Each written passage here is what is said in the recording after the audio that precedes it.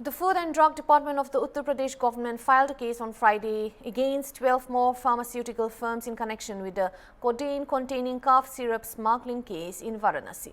The case which shocked the country in recent days. Previously, the department had filed a case against 26 firms, and Inspector Janab Ali of the department said that the case against the 26 firms was filed on November 15th. At that time, 12 suspicious firms were also found. When a team went to investigate these 12 firms, they were either found closed or there were other shops operating at the same addresses, Ali said.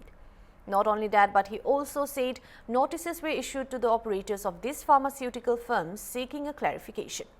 When the owners of these firms failed to submit their responses, a case was filed against them at the Kotwali police station.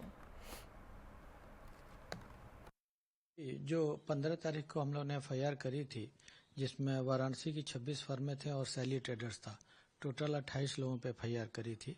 बाकी फर्मों की जांच की हम लोगों ने, जिसमें से 12 फर्में ऐसी हैं जिन पे कल हमने एफआईआर करी है, उसी एफआईआर में इंक्लूड कराया है।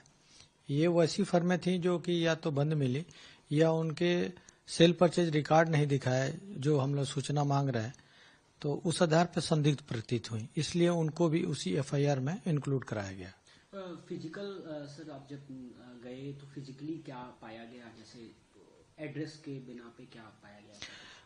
जहां पे हम लोग अभी 12 को जोड़े हैं उसमें ज्यादातर फर्में बंद मिली। फर्म तो हैं लेकिन वो बंद मिली। उनको एक नोटिस जारी किया, 3 दिन का टाइम दिया कि आप सेल परचेज रिकॉर्ड जो भी रिक्वायर्ड है वो सारी दें हमें, जिससे कुछ प्रूफ हो कि प्रॉपरली काम किया गया है।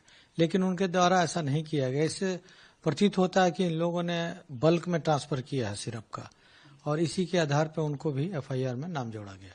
फर्दर सर, किस तरीके की आगे भी कार्रवाई या कुछ इंस्पेक्शन इस तरीके से आगे कंडक्ट होना है या हो रहे हैं? जितनी भी सैली ट्रेडर्स से नाम आए थे उन फर्मों का हम लोग जांच कर रहे हैं। मैक्सिमम हम लोगों ने कर लिया है, कुछ बच गई हैं जिनको हम बहुत जल्दी कंप्लीट कर लेंगे। और जिन लोगों ने इंस्पेक्शन कराया है उनकी रिपोर्ट है, उनसे जो सूचनाएं मांगी गई हैं वो दे रहे हैं। उसका परीक्षण हमारे लाइसेंसिंग अथॉरिटी द्वारा किया जा रहा है।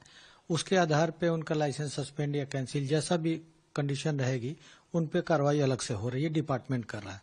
बाकी जिन लोगों का प्रॉपरली सेल परचेज रिकॉर्ड नहीं है या सही से नहीं दे रहे हैं या भाग रहे हैं, उनको एफआईआर में इंक्लूड किया जा रहा है। अगर जो कुछ और लोग भी पाते हैं जिन्होंने गड़बड़ी की है तो उनको एफआईआर में जोड़ दिया जाएगा।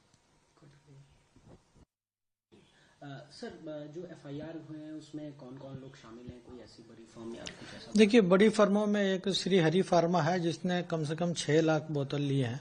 अमित जायसवाल है जिसका कोई रिकॉर्ड हमें नहीं मिला। एक फर्म ऐसी है विश्वनाथ मेडिकल एजेंसी, विशाल कुमार सोनकर है, उन्होंने भी 5 लाख से ज्यादा बोतल ली हैं लेकिन अभी रिकॉर्ड नहीं दिया। एक फर्म है राधिका एंटरप्राइजेज, उसकी भी जांच की गई थी, उन्होंने 1 लाख से ज्यादा बोतल सैली ट्रेडर से खरीदा है और एक ही फर्म को पूर्णा को दिया है। उस पूर्णा ने उसको ओपी फार्मा भदोही में बेचा है, जिसके खिलाफ एफआईआर हुआ, उसने आगे का कोई रिकॉर्ड नहीं दिया। तो इससे ऐसा लगता है कि सब ये मिल के इकट्ठे उसको डाइवर्जन कर रहे थे, इसलिए सारी फर्मों को जो इस तरह से हैं सबके ऊपर जो है एफआईआर में नाम इनका इंक्लूड किया गया।